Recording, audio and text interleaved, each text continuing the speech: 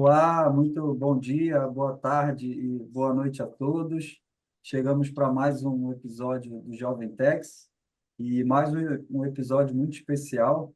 Hoje a gente vai ter o privilégio e a oportunidade de conversar com o professor Sérgio André Rocha. Dispensa maiores comentários, é conhecido de todos nós, e não só do direito tributário, acredito, e nesses casos a gente tem a apresentação aqui do entrevistado facilitado, porque basta verificar o currículo do professor Sérgio André, que todos podemos perceber sua experiência, o seu conhecimento. Então, aqui eu vou fazer uma brevíssima síntese do seu currículo. O professor Sérgio André Rocha é livre-docente pela USP, é professor titular de Direito Financeiro e Tributário da UERJ, e no âmbito profissional foi sócio de consultoria tributária da Ernst Young, e atualmente, já há um bom tempo, é parecerista, atuando em casos muito relevantes, né, por vezes até midiáticos que chegam no Supremo Tribunal Federal, e também gostaria de ressaltar que é diretor vice-presidente da ABDF, né, instituição tão querida por nós, que nós todos fazemos parte. E, enfim, antes de passar a palavra para o Tiago, professor, a gente quer muito agradecer pela aceitação do convite. É um grande prazer tê-lo aqui conosco. E, enfim, tenho certeza que nossa conversa vai ser maravilhosa e importante e vai ajudar muitas pessoas. Tio, por favor. Obrigado, Vini. Professor, agradeço muito o convite, muita simpatia desde a primeira vez que falamos. A gente agradece a apresentação da Bianca para achar que valia a pena tê-lo aqui conosco. Eu não conhecia ainda não conheço pessoalmente, apesar de estávamos juntos agora no Congresso do IBDT, mas sempre tive muita simpatia pelo senhor e às vezes essas figuras que a gente olha de longe e admira, quando a gente vai conhecer, várias delas são super humildes e super boa gente, outras não, né? Mas o caso do senhor é que sim. E eu fiquei muito feliz quando pudemos conversar um pouco melhor. Mas sem mais delongas, eu tenho muita curiosidade de saber como é que foi o início da carreira, como é que foi o início na faculdade, o primeiro contato com o direito tributário. Se puder explorar um pouco, eu acho que seria uma forma legal da gente começar. Obrigado. Não. Bom, bom dia a todos e a todas que nos assistem. Agradecer o Vinícius e o Thiago por esse interesse, né, de conversar comigo. Eu acompanho as entrevistas de vocês e tudo. Hoje o Jovem Tex está Senior Tex, né, porque acho que já há algum tempo que eu não me encaixo nessa categoria de jovem tributarista. Mas é uma alegria estar com vocês aqui. Eu tinha dado uma travadinha para mim aqui, não sei se travou para vocês também, se não, Não, vamos bem nessa. tranquilo, bem tranquilo. Então tá bom. Vamos lá. Então, Thiago, início de carreira, né? Cara, eu fui fazer direito, eu acho que como muitas pessoas, né? Eu não tinha advogado na família, nem ninguém que tivesse feito direito na família. Eu sempre fui, durante todo o meu período escolar, aquele típico aluno de humanas, né? Que gostava muito de história, de geografia, literatura, português e sofria com matemática, física, química, né? Então a escola foi me jogando de uma maneira, quando chegou a época do vestibular, o direito era a opção mais óbvia, né? Eu não era um aluno fenomenal, né, durante a escola, durante toda. No Rio, aquela época, não saberia dizer hoje, né, o sonho de todo mundo era passar para a UERJ, e não tinha a menor condição de passar naquele vestibular da UERJ, menor condição. E acabei fazendo faculdade na Cândido Mendes, que é uma faculdade privada, que mudou muito do período que eu fiz. Eu fiz faculdade entre 94 e 98. Naquela época, Cândido era muito diferente do que é hoje, né? Era uma universidade, uma faculdade pequena, Depois, né, nesse boom de educação de nível superior, eles tentaram crescer e concorrer e eu acho que perderam um pouco a mão. Mas foi ali, né, durante a faculdade, eu não tive nenhuma atração especial pelo direito tributário. Pelo contrário, né, eu tinha aspirações de fazer concurso público, então meu foco era muito processo penal, direito penal, e eu caí no direito tributário absolutamente por acaso. No meu último ano de faculdade, eu fiz um processo seletivo para Arthur Andersen, não sabia bem o que a empresa fazia, não tinha ideia do que era uma auditoria, né? Mas sabia que era uma empresa multinacional grande. E na época eu vi no jornal um anúncio, né, com aquele programa de trainee dizendo que tinha viagem para o exterior e tal, e eu falei, opa, eu quero ir nesse negócio aí, me inscrevi, acabei sendo selecionado e me formei e entrei na Andersen, né? Já entrei lá advogado, mas assim, no fundo, quando eu entrei e aí fui tentando entender o que era, e aí sim fui, né, tendo esse primeiro contato com o direito tributário. Pelo menos no primeiro ano, né, o meu corpo de concursando rejeitou, né, o novo, né, a nova área, né? Eu detestava aquele troço, né? Pô, eu me formei novo, tinha 21 anos e me achava jurista, né? Então, cara, pô, isso aí não é para mim. Eu sou, né, direito constitucional, quero estudar as coisas mais. Eu lembro nesse período eu estudava muito, né? Porque eu tinha esse negócio do concurso, né? Então eu chegava na Anderson muito cedo. Então, eu chegava lá às 6h30, 7 horas da manhã, eu já estava lá e eu ficava estudando até 9, que era quando efetivamente começava. E ali eu fui criando esse negócio, esse hábito de estudo e tal. E aí comecei, cara, quando eu vi, eu acho que antes de gostar do direito tributário, eu fui ficando bom nisso.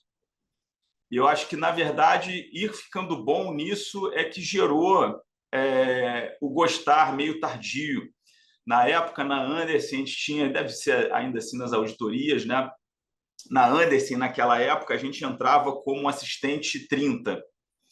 E aí você ia sendo promovido, 31, 32, 33. Né? Normalmente, você era promovido de 30 a 32. E aí, no primeiro ano, eu tive uma promoção tripla e fui logo a 33, que era quase sênior. Cara, e aquilo para mim foi um negócio assim, tipo, cara, eu sou bom nesse troço aí e tal. No segundo ano, eu já fui promovido a sênior e fui para o exterior a primeira vez na vida por conta da Andersen, lá no centro de treinamento deles para o curso de sêniores e tal. E aí esse negócio foi gerando uma, né?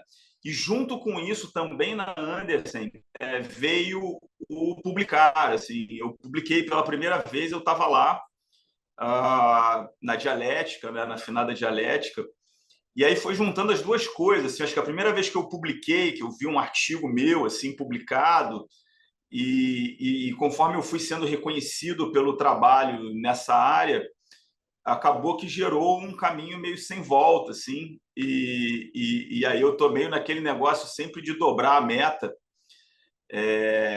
Então, dali para frente, nada foi igual, minha vida mudou completamente, tomou um rumo e que eu acho que não era esperado se você olhasse a minha história até ali,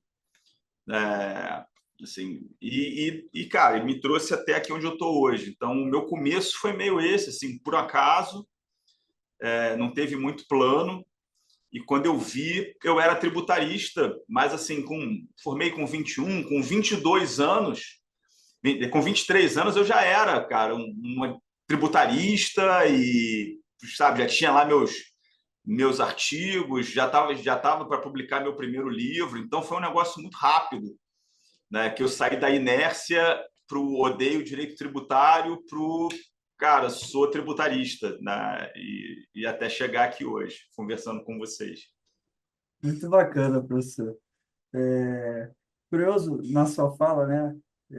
Eu anotei aqui, né? Que o senhor viu o anúncio no jornal, né? E aí isso é muito É, curioso, que hoje em dia é algo impensável.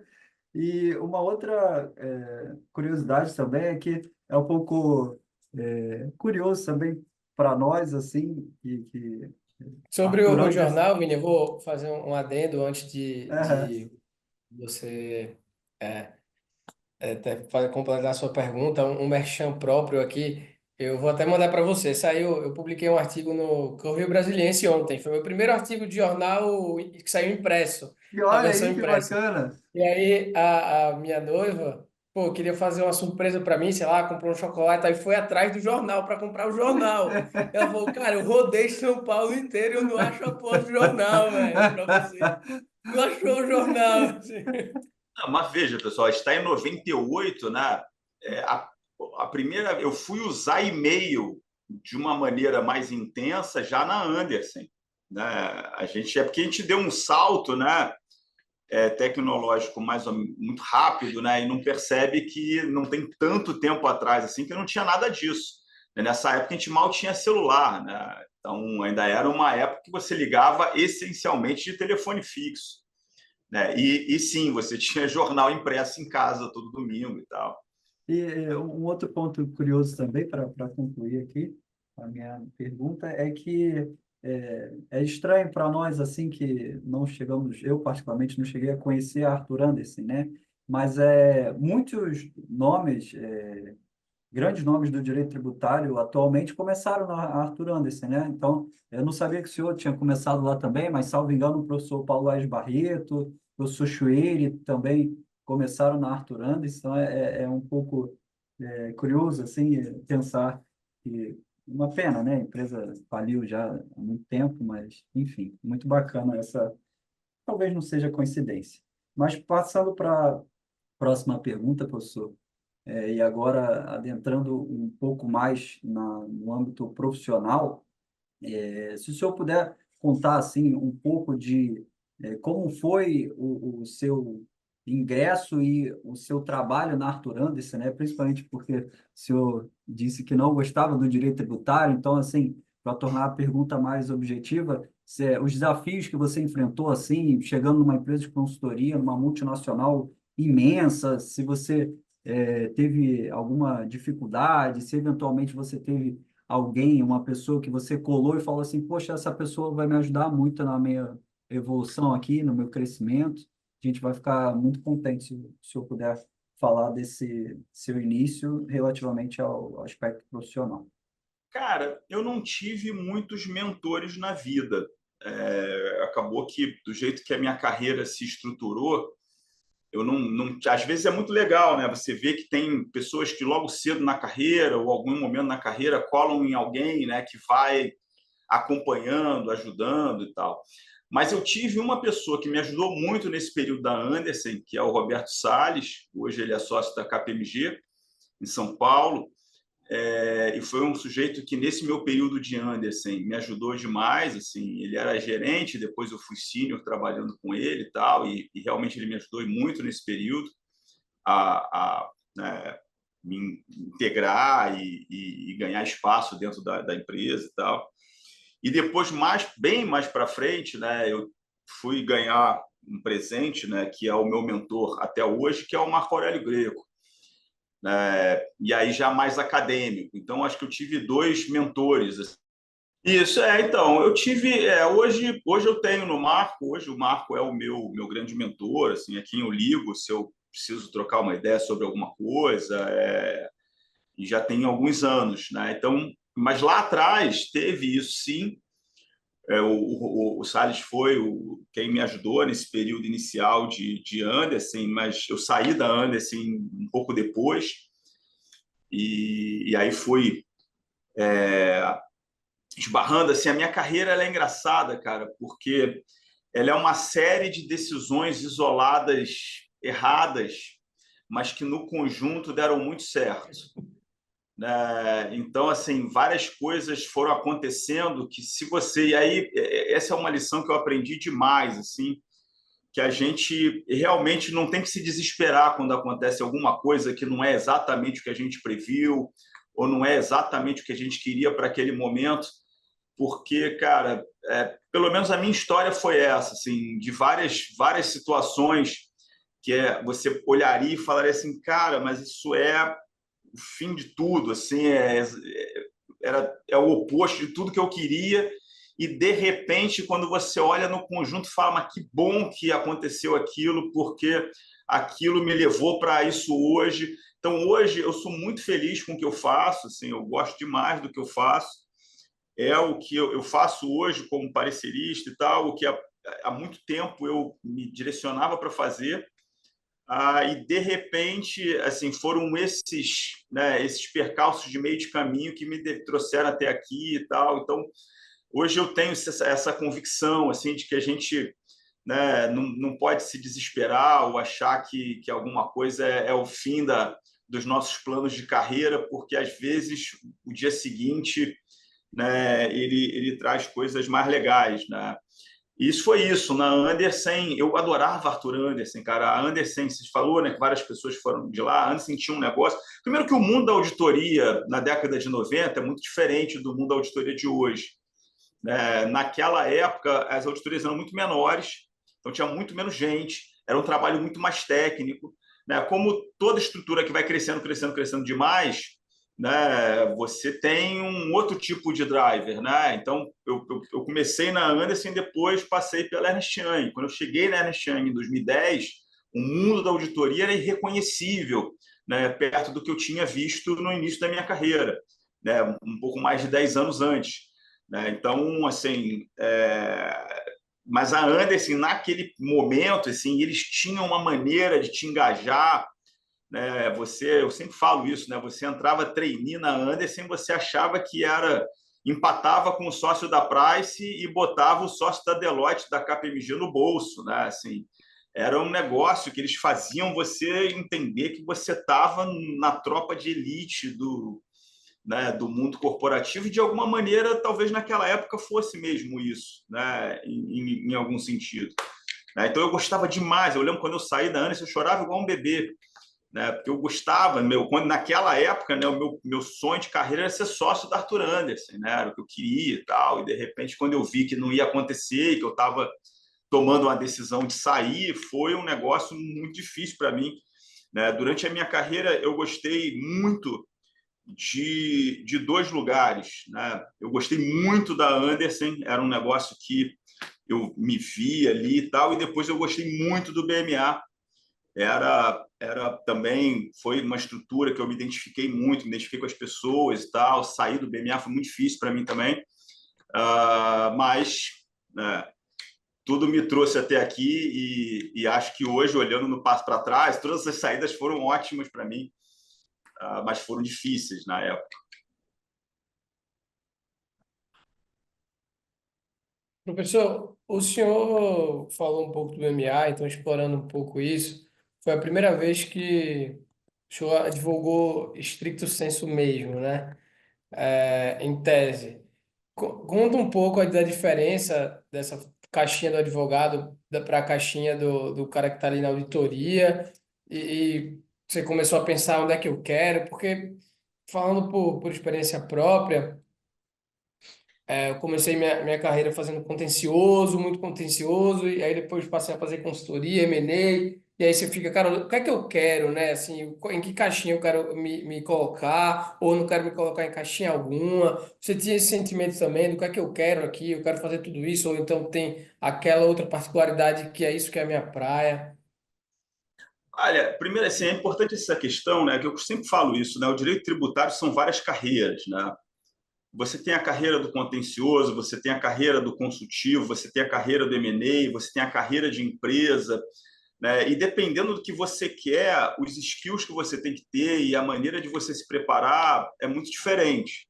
Às vezes eu vejo advogado, advogada que faz basicamente contencioso judicial, e aí vira para mim, professor, estou pensando em fazer faculdade de contabilidade. Eu falo, mas para quê? Você vai perder seu tempo, cara. Né? Fazer um tempo de vida, fazer uma graduação para um negócio que vai ser assim de uma importância residual na sua vida, que às vezes num caso de subvenção precisou de um... Não, vai fazer uma faculdade de contabilidade.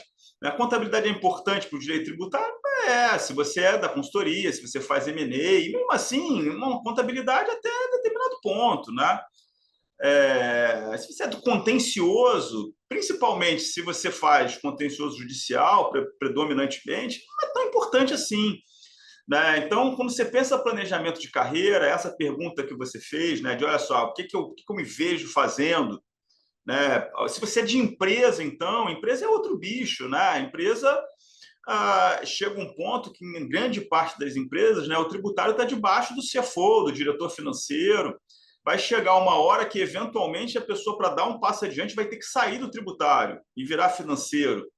E aí, de repente, é outra formação que a pessoa tem que ir agregando para poder crescer na carreira e tal. Então, essa questão de você, em algum momento mais ou menos cedo, né, tentar definir qual é o teu plano de carreira, é realmente importante para você direcionar até seus esforços mesmo de capacitação, de formação.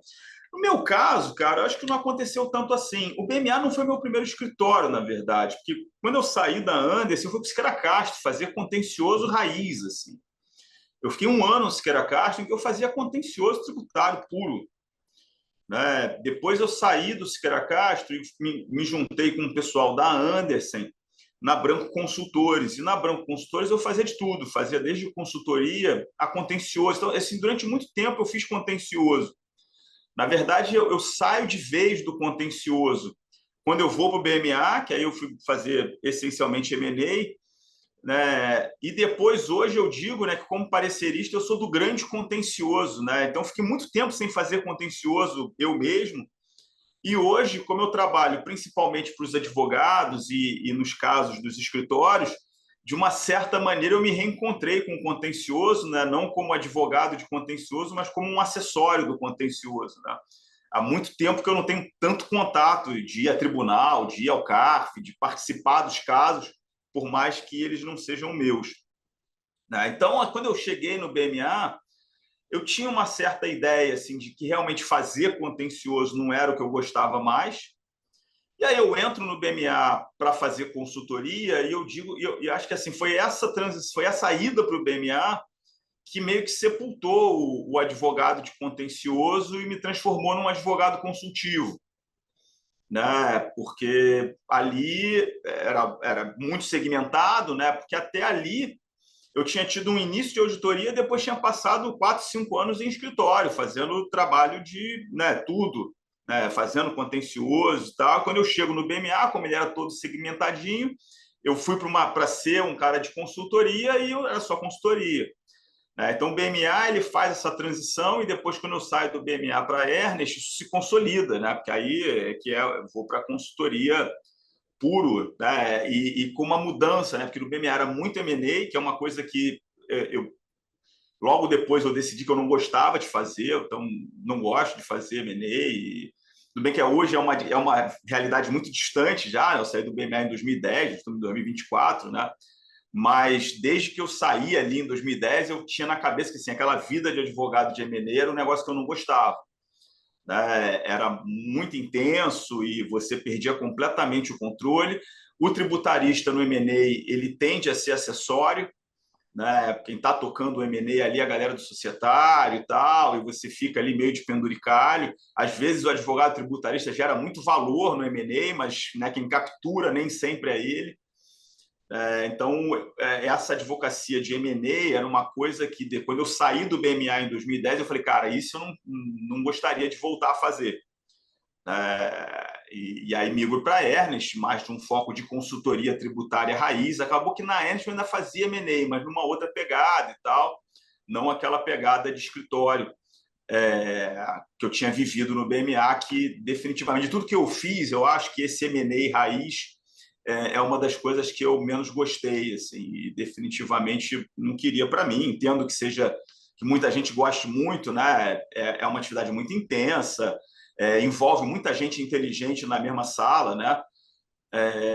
Mas para mim não é, de tudo que eu fiz, talvez seja uma das coisas que eu menos goste. Se eu tivesse que voltar a fazer isso hoje, ia ser sofrido para mim. Bacana, professor.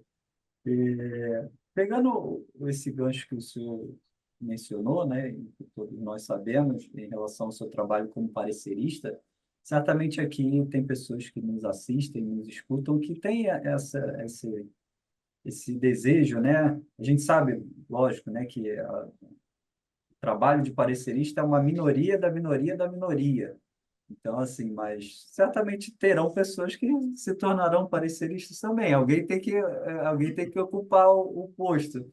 Então, assim, se o senhor puder abordar algum aspecto assim que o senhor repute interessante no trabalho de parecerista, eventualmente algum julgamento que o senhor tenha proferido, emitido parecer e que tenha saído um voto que o senhor não concordou assim completamente, qualquer aspecto já que a gente teve a oportunidade de estar batendo esse papo com um parecerista, se eu puder destacar alguns pontos assim na vida de um parecerista, a gente vai ficar muito contente.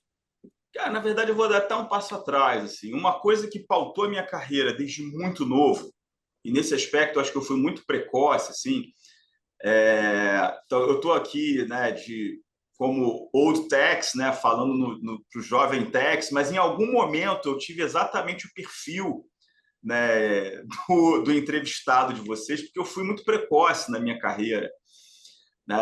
E assim, então, cara, eu comecei a dar aula, a minha primeira turma, então eu sou professor desde 2022, ali eu tinha 24 anos, quando eu tive a minha primeira turma de faculdade, assim, que eu era o professor da turma e tal. Então, que é um negócio, como a gente fala hoje, eu sempre toquei uma carreira acadêmica em paralelo, né, à minha advocacia, à minha consultoria, à minha atividade. Então, fiz o mestrado muito cedo, terminei, eu tinha sempre uma meta que era ser doutor antes dos 30, então eu tinha, assim, eu foquei nessa parte acadêmica junto com... E aí uma coisa, cara, que eu sempre pautei, e acho que isso é importante para a audiência de vocês, assim, desde muito novo, era, cara, não importa onde eu tô, eu vou investir no Sérgio André. Eu vou investir na minha marca, eu vou investir em construir uma reputação, porque muitas vezes as instituições não têm interesse nisso, né? Em que você, né, tem muita instituição que obviamente prefere investir na placa, não quer que, né, o Vinícius, o Thiago seja um brand individual, né?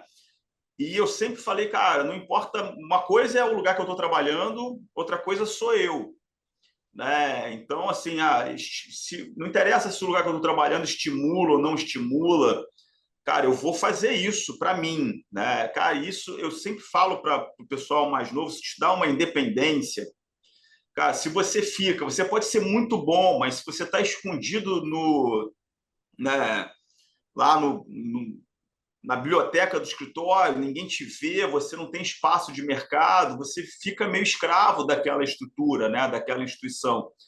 E aí a grande forma de você conseguir sair disso é investir em você. Pô, você publica. Hoje em dia, né, com essas publicações digitais, eu fico impressionado. Né? Um artigo meu de Conjur circula muito mais do que um livro. Né? Então, e é imediato. Né? Você publica no dia seguinte, né, horas depois, eu começo a receber mensagem e começa a circular nos grupos e tal. Então, eu acho que se você tem uma pessoa jovem, queira ser parecerista, não queira ser parecerista, eu acho que investir em si, cara, é importante. Não só, isso não quer dizer só estudar, fazer cursos, né, pós a graduação, também isso, óbvio, direcionado para essas caixinhas de carreira que a gente falou antes. Mas mais do que isso, assim, né, eu acho que é se apresentar e se tornando uma pessoa conhecida. E aí, isso foi uma coisa que eu fiz muito cedo e para mim funcionou muito, né? Aos poucos, e mostrando para o mercado qual o seu nicho, né? Em que você é bom, né? Então, para mim, isso foi funcionando, né? Então, cara, funcionou com a tributação internacional, com planejamento tributário, com diretos, com tributação e contabilidade. Você ir mostrar, às vezes tem pessoas até bastante sêniores. Se você perguntar para a galera e falar assim, vem cá, essa pessoa é boa em quê? E aí você não sabe dizer em que ela é boa.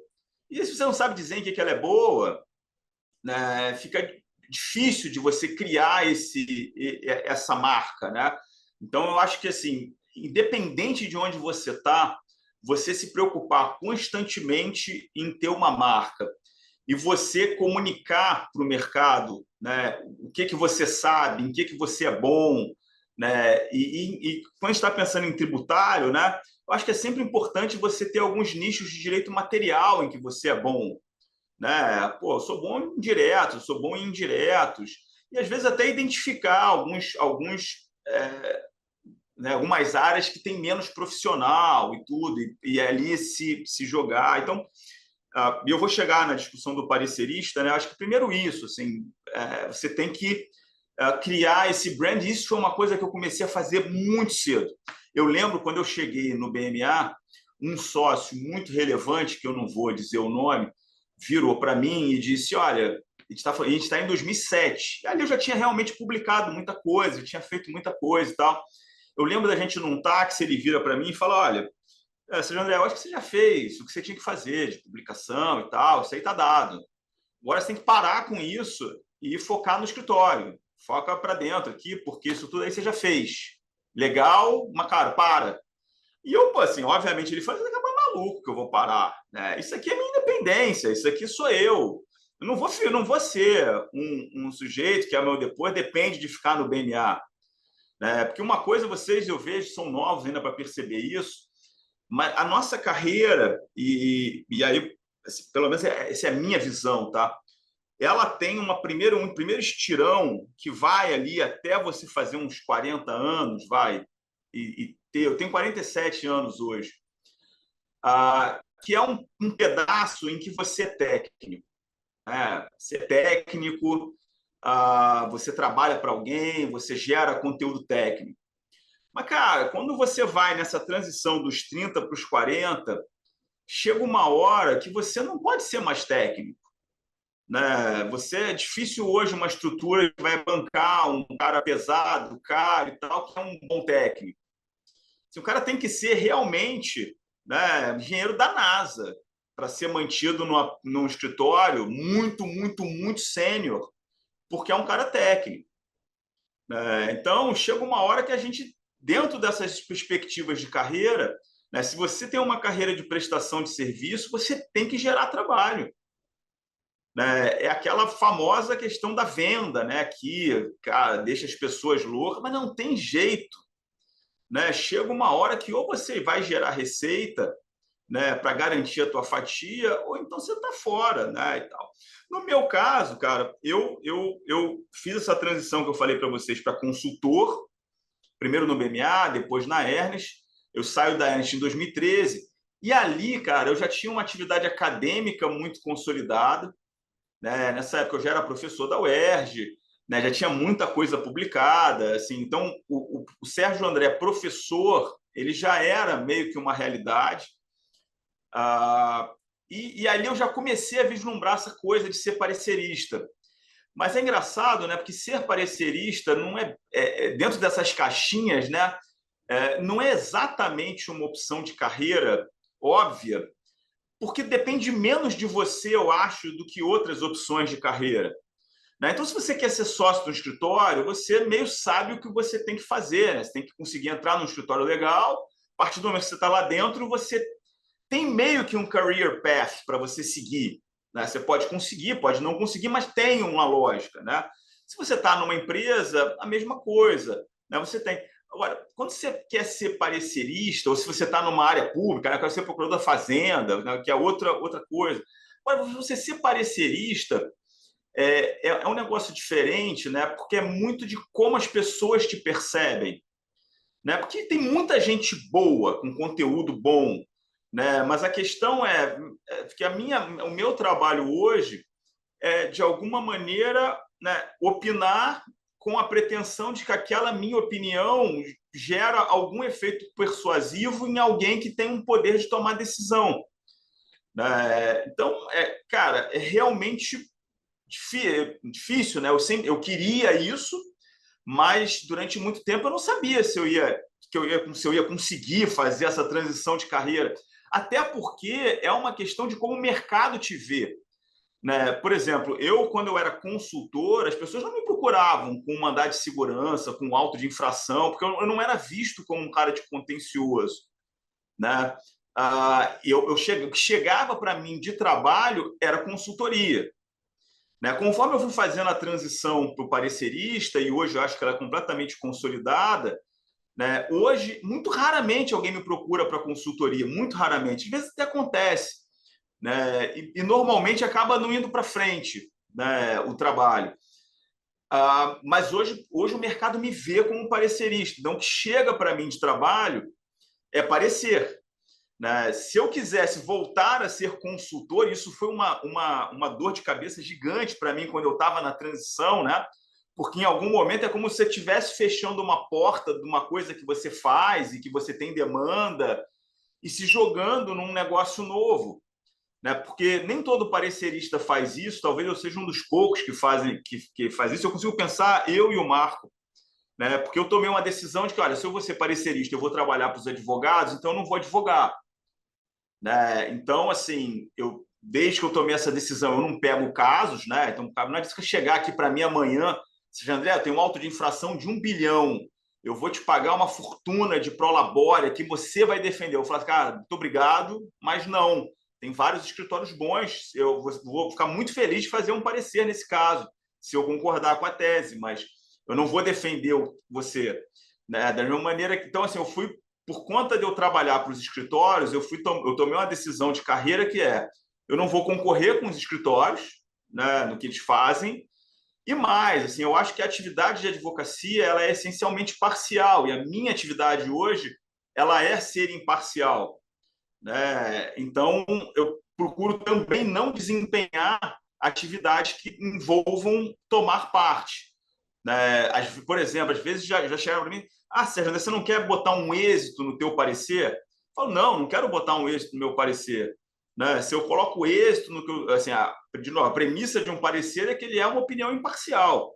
Né? Se eu estou ganhando êxito, né, por caso do contribuinte vencer uma disputa, né, por mais que as pessoas, né, queiram acreditar na minha boa índole, cara, eu tenho uma indução monetária clara, né, que eu queira que o caso ganhe, tá? Então, cara, não aceito êxito em parecer, prolabore, ponto. Aí, às vezes você vê, né, cifras. E aí, só para encerrar, sei que eu estou delongando muito essa resposta, mas ela leva a uma questão que é muito relevante para mim, e que eu acho que hoje em dia as pessoas têm dificuldade, que é, cara, a gente tem que fazer as pazes com as nossas escolhas. Né? Então, assim, eu escolhi ser parecerista, eu sou muito feliz sendo parecerista. São aquelas coisas que eu falei, assim, que a minha carreira foi me trazendo aqui, viabilizou que eu chegasse aqui, e é isso que eu quero fazer. Cara, não adianta eu olhar para o lado, o advogado do escritório que me trouxe o caso e que ganhou, sei lá, um caso de 1 bi e que vai ter um êxito monumental e vai ganhar um caminhão de dinheiro e eu ficar olhando, pô, era eu que tinha que estar ganhando esse dinheiro? Não. A minha escolha foi essa. Eu vejo as pessoas muito frustradas porque elas não têm o que elas não escolheram fazer. Então a pessoa vai para o serviço público, escolheu ser procurador, escolheu ser juiz, aí depois chega um momento mais sênior da vida, fala, pô, mas eu ganho pouco. O advogado está ganhando tanto dinheiro, mas, cara, aquela foi a escolha de carreira dele ou dela. Se você fez outra escolha, você tem vantagens de ser juiz, né? É uma profissão respeitada, você tem, né? Mas, cara, não dá para você querer ser magistrado e ser milionário. Né? Assim, é incompatível. Né? Então, o que eu vejo muito são as pessoas querendo ter o tipo de prêmio da carreira de caminhos que ela não escolheu. Né? Então, não adianta eu me frustrar. Então, em algum momento, eu me separei desse caminho de ser sócio de grandes bancas, que era, até 2010, era o que estava traçado ali para mim. Aí eu falei, cara, não vou fazer mais isso, vou fazer outra coisa. Não adianta eu olhar agora a galera que é sócia, cara, pô, tá vendo como tá, o sujeito bem sucedido, ganha mais do que eu. Cara, paciência, se é aquele caminho de carreira. A gente tem que tentar ser coerente com o que a gente escolhe para nós. Né? É o que eu falo, assim, em todos os aspectos. Por exemplo, eu sou um absoluto nerd, eu trabalho muito, eu gosto de trabalhar. Eu gosto de estudar. Eu faço esse troço de domingo a domingo, mas eu faço porque eu gosto de fazer. Né? E aí, assim, Aí a pessoa olha, cara, eu perdi a conta do número de pessoas que me chamam para almoçar, que tomar café, não sei o quê, e querem saber qual é a minha mágica, né? Qual é a receita. Como é que você faz tudo isso? Como é que você... Eu falo, cara, sabe todas as coisas que você gosta de fazer? Eu não gosto, eu gosto de fazer isso aqui. Eu falo para as pessoas, você não quer a minha vida. Você quer o meu resultado, mas você não quer a minha estrada.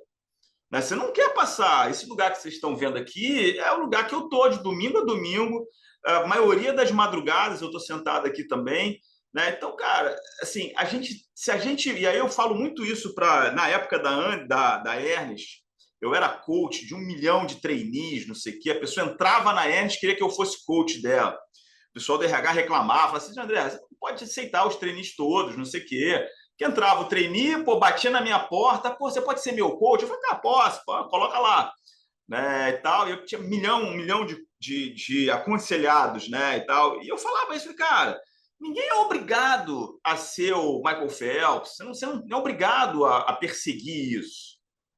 Cara, você pode ser alguém ok, que vai lá, pô, faz seu trabalho bem feito, com responsabilidade, chega no fim do dia, quer ir para casa, quer passar num bar, tomar um chopp com os amigos e tal. Cara, isso é ótimo.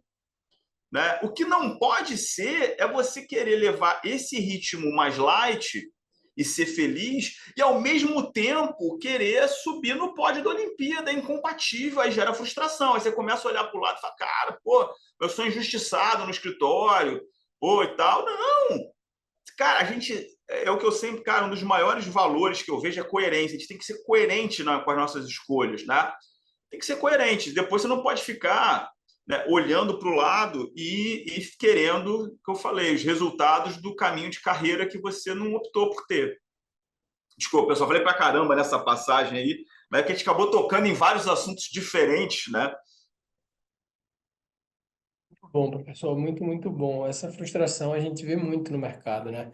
Assim, duas coisas que eu gostaria de pontuar antes de fazer a próxima pergunta. A primeira é a colocação maravilhosa sobre ter paz com as suas próprias escolhas. Isso é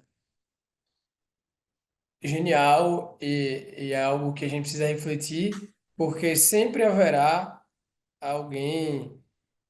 Eu estava lendo, li e estou relendo agora um livro que chama A Psicologia Financeira, lá do Morgan House. É um livro muito lido pelo pessoal do mercado financeiro, e o cara fala, cara, ele vai fazendo uma comparação de resultados dos ricos, assim, pô, o fulano de tal, que é um cara muito rico, é XX% menos rico que aquele, aí o Warren Buffett, aí o Bill Gates, aí, cara, e se você nunca tiver em paz, você vai olhar para o lado e fazer, cara, assim, e que essas pessoas tiveram escolhas de vida diferentes, e se você só for contar o que você está vendo olhando para o lado, você não está vendo a vida do cara, você está vendo, sei lá, no mínimo os sinais exteriores de que você considera a riqueza que o cara está demonstrando, mas...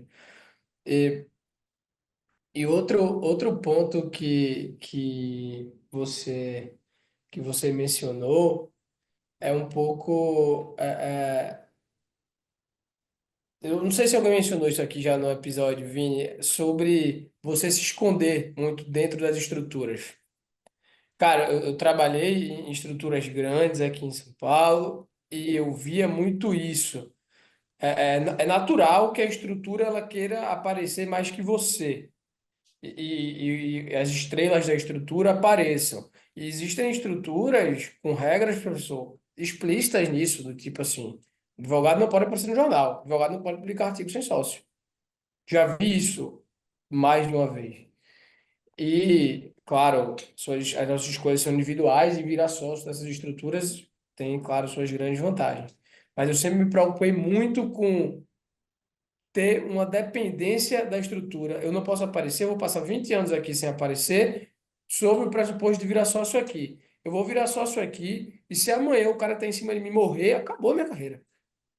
Acabou minha carreira, porque ninguém sabe quem eu sou, não tenho negócio, eu não tenho relacionamento, as pessoas não sabem meu trabalho, só estou convivendo aqui, meus amigos são essas pessoas aqui, etc. Eu sempre tive muito essa ideia de que as pessoas veem ainda hoje uma sociedade, numa estrutura grande como algo seguro, mas essa visão é relativa, porque o que é tão seguro assim? Será que não é você ter a sua própria independência da carreira? São os dois pontos que eu gostaria que gostaria de ressaltar, que não lembro de terem sido ditos aqui e eu já refleti sobre eles, e realmente são muito caros. Mas, professor, infelizmente, chegando aqui no nosso final e já te agradecendo de antemão por esse papo que está sendo muito rico. Queria te fazer uma última pergunta aqui, que é uma pergunta-chave do nosso podcast, e você já falou um pouco sobre essa pergunta, eu acredito, mas sendo mais objetivo.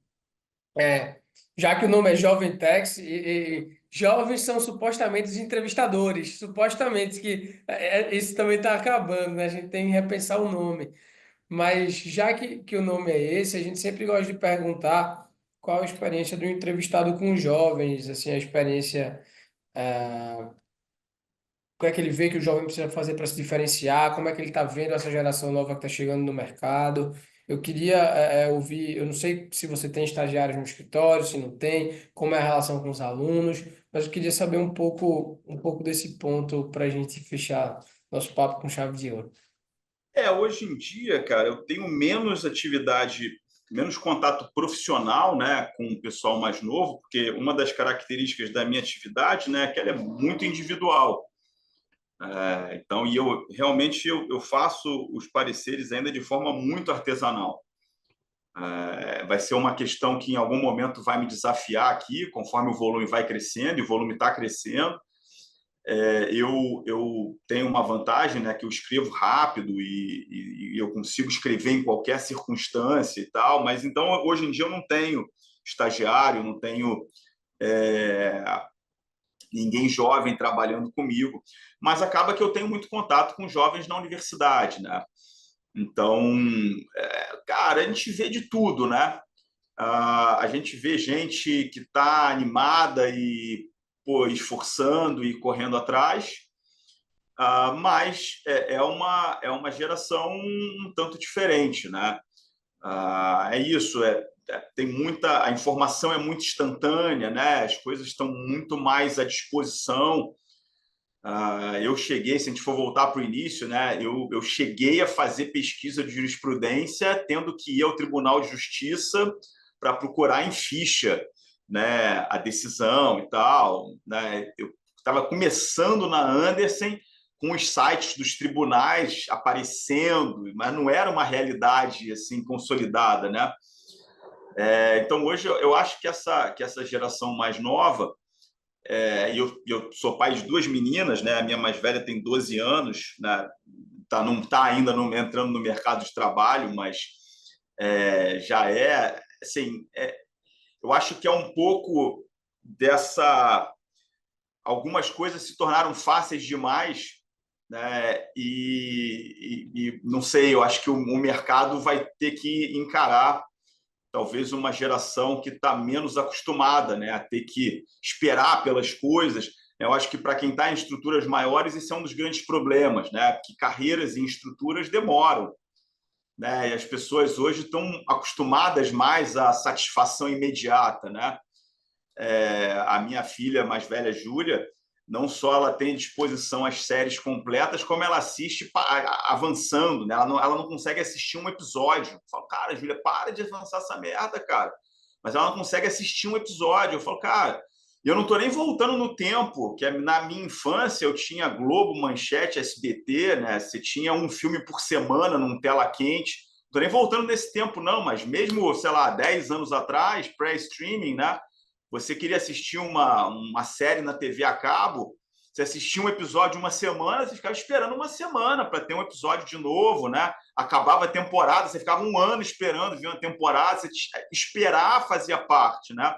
E eu acho que a modernidade tá fazendo com que as pessoas percam essa qualidade que é saber esperar pelas coisas. E olha que eu sempre fui um sujeito muito, muito, muito acelerado, mas eu acho que para a galera mais nova, né, aprender a esperar vai ser um skill fundamental, né? Entender que às vezes as coisas têm um tempo de maturação, não tem jeito, né? E que vai fazer parte aprender a esperar. Então, se eu puder deixar aí para a galera nova mesmo alguns conselhos, eu acho que são esses três, assim, cara, invista em você. Se você é do tributário, ache o seu nicho, crie uma marca vinculada a ele.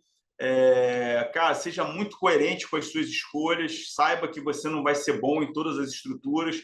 Eu acho que eu tenho várias qualidades, mas hoje, se eu fosse sócio de um grande escritório, talvez eu fosse um sócio ruim, talvez eu não tenha a capacidade de geração de receita que um grande escritório espera de um sócio, né? Eu sou muito técnico, eu sou muito nerd, eu sou muito focado em fazer, eu não sou focado em vender, nunca fui. Então, né? Então você reconhecer, cara, que você é o Sérgio André, por exemplo, na Ernst, eu era um bom sócio da Ernst, talvez não, né? Porque eu não tinha aquele perfil de venda, não tinha aquela coisa. Então, acho que é isso, a gente ter essa consciência do que a gente é bom, do que a gente não é tão bom assim, a gente não querer ser recompensado pelo que a gente não é tão bom, entender que, eventualmente, cara, eu estou recebendo uma nota ruim, mas é porque realmente eu não sou tão bom nisso quanto eu sou em outras coisas, né? E ter uma certa paciência, né? Porque, inevitavelmente, as coisas boas ainda levam tempo, por mais que, né, o mundo digital tenha acelerado a vida, tem coisa que não tem jeito.